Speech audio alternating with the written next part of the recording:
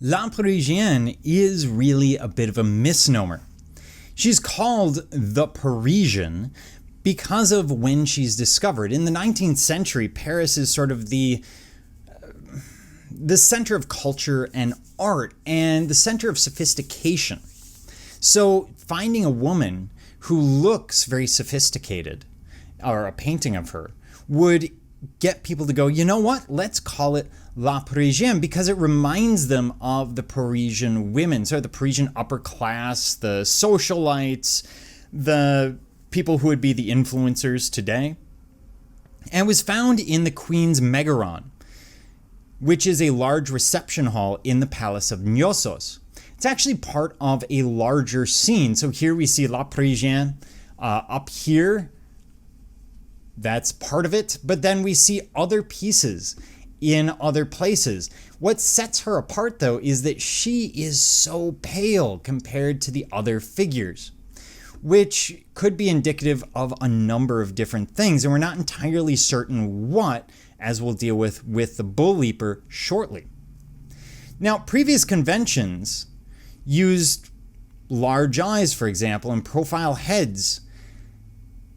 We see this amongst the Sumerians and the Egyptians, and the Minoans are going to pick this up. So they're going to enlarge the head. Specifically, they're going to enlarge the eye, because, of course, the eye is so important to the figure, to how we experience our own existence, primarily as visual creatures. What makes this piece unique is that it gives us this sense of how a glamorous woman at the time, or a sophisticated woman at the time, might present herself. Being found in this Queen's Megaron, in this Queen's reception hall, it may well be a depiction of a queen.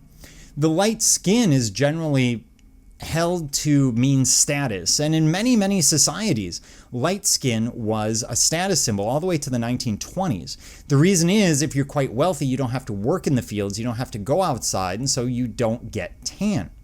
That all changes in the 1920s when the working class are primarily in factories, and the wealthy have the time to go out in the sun and tan, so the whole thing reverses, which is what we see today.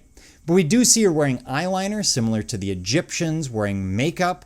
That skin color is probably a powder over her natural skin tone. We get lipstick, and we get a sense of the hair and what she's doing. It appears that she's wearing a ribbon high in her hair. She has it in curls or ringlets. We get a sense of her dress. So it's a complex piece, but it gives us a great deal of information about at least the upper class and upper class women and their general appearance, or their goals at the time this was painted.